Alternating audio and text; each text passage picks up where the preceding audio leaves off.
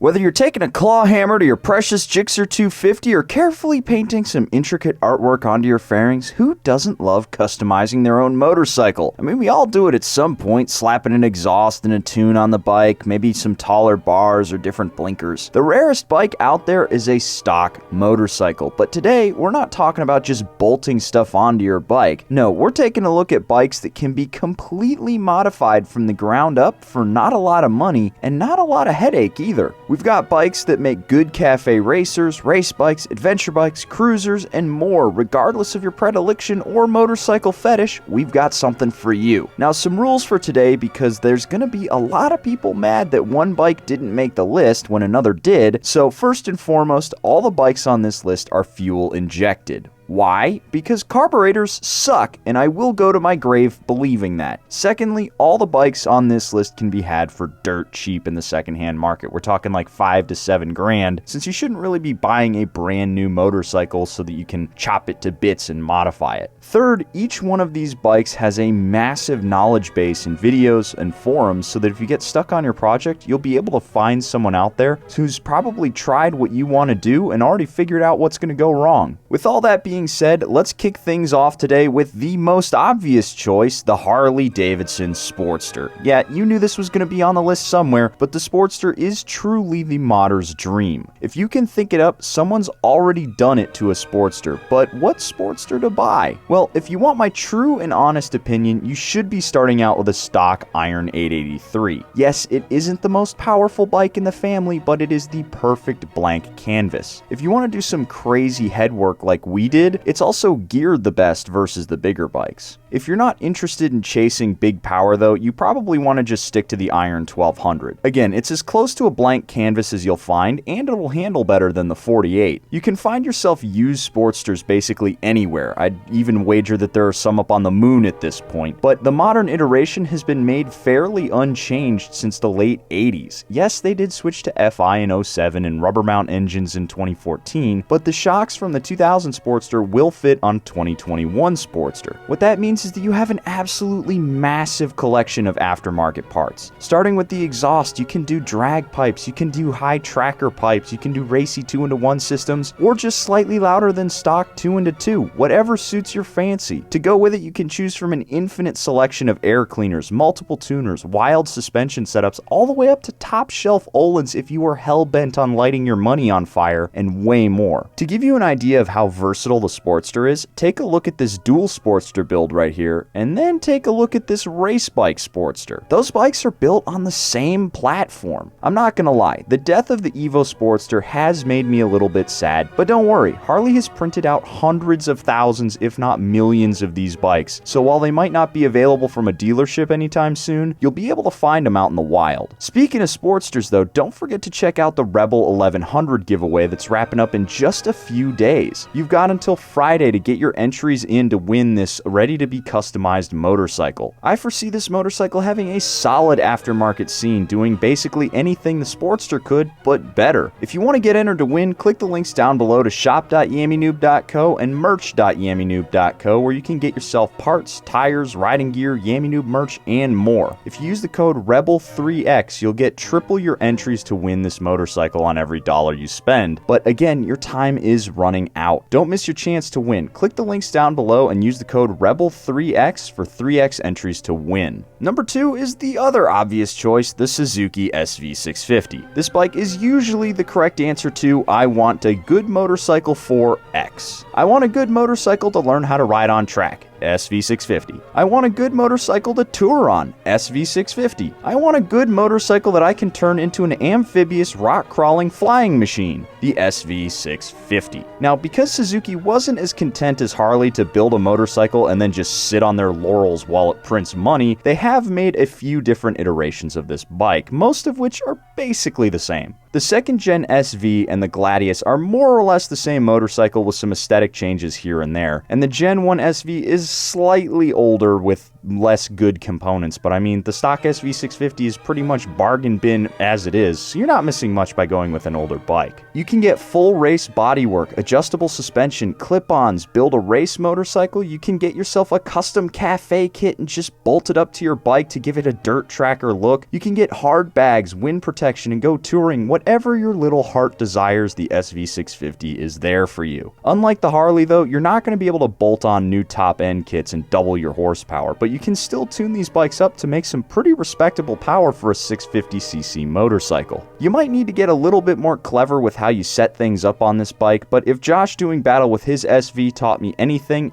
it's if there's a will, there's a way. Number 3 goes to a little bit of an odd choice, but the Honda Grom. Look, I know the Grom isn't exactly a desirable motorcycle. It's kinda small, it's kinda stupid, and it's kinda slow with only 9.7 horsepower. Yeah, that's right, the Grom makes so little power that I didn't even bother rounding it up to 10. But if you want a motorcycle upon which you can unleash your deepest and darkest desires, the Grom has got you covered. Do you want a turbo, a little 125cc engine to start putting down some serious power? Well, there are bolt-on turbo kits that'll have you doing a fire-breathing 16 horsepower to the wheel. That's a 60% increase in power right there. Better still, the Grom turbos are dirt cheap. Maybe you want to do a full adventure kit because you're a maniac and want to bolt 60 pounds worth of crap to your bike because a 55-mile-an-hour top speed is just a little too fast for you. Well, they make those too. Just do a quick Google search and look for custom Grom builds. You'll be bombarded with some of the most absolutely wild builds people with too much time on their hands have put together. And for what it seems, nothing more than just the love of the game. One thing that you'll notice about Grom people too is that they don't take themselves seriously at all, which is really refreshing in a world of motorcycles populated with gatekeepers trying to tell you what is and isn't a real bike. Get a Grom, make some stupid mods, and go have fun. Number 4, and one for those of you proper fast boys out there, the Kawasaki ZX6R. If you want to make yourself an out-and-out race bike, I can think of no better platform than the ZX6R. Spite, what do you know about race bikes? You just got back from Sturgis and now you think Harleys handle good now. Well, first of all, they do, so there's that. And secondly, the number of times I've heard Yam bemoan how his Daytona's doing something weird now and it needs to be addressed has made me realize that you're just better dealing with a bulletproof Japanese inline 4. And what's better than a Japanese bike built around a cheater inline 4 so you can be faster than all your buddies?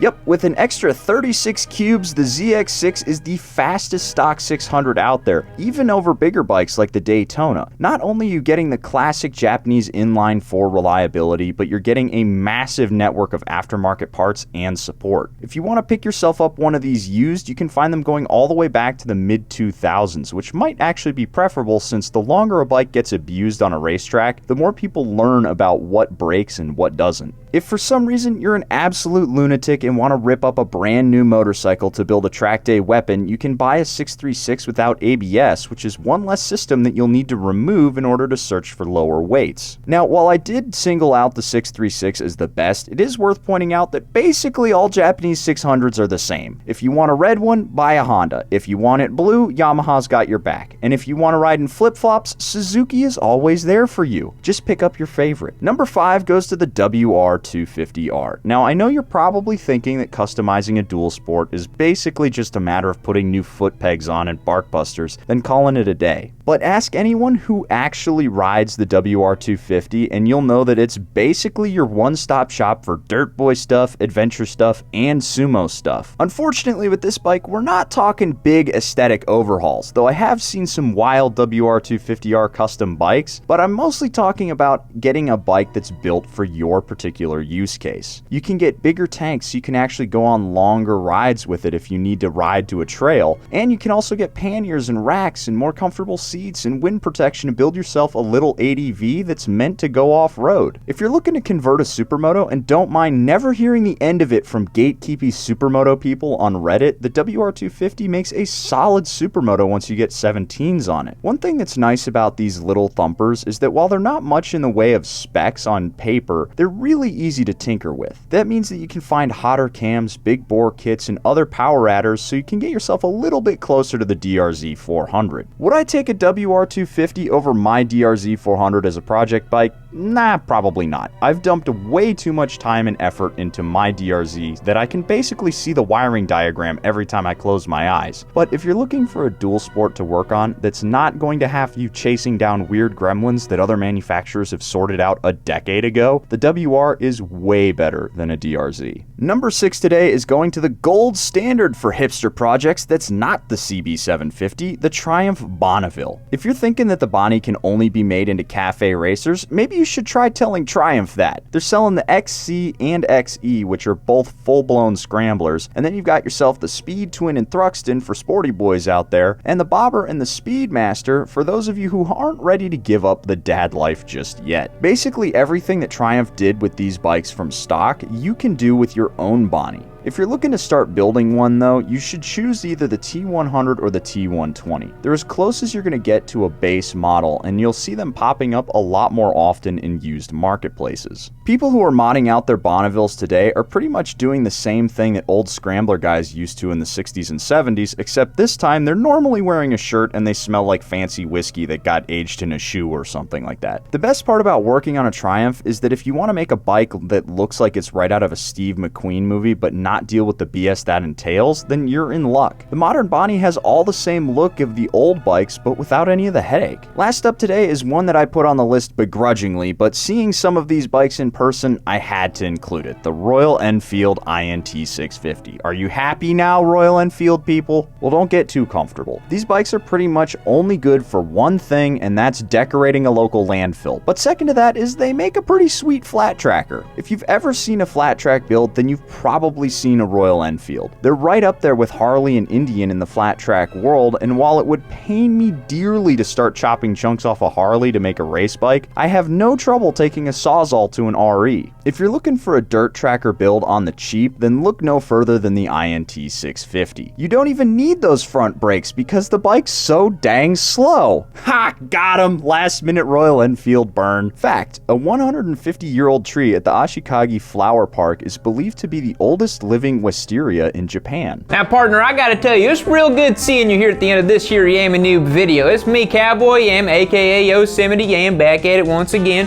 And you click this video right over here. Do me a little solid, okay? You made it to the end of the video. Do me a little favor here. Click this video. Keep watching yourself some of this incredible Yammie Noob content. It's pretty good.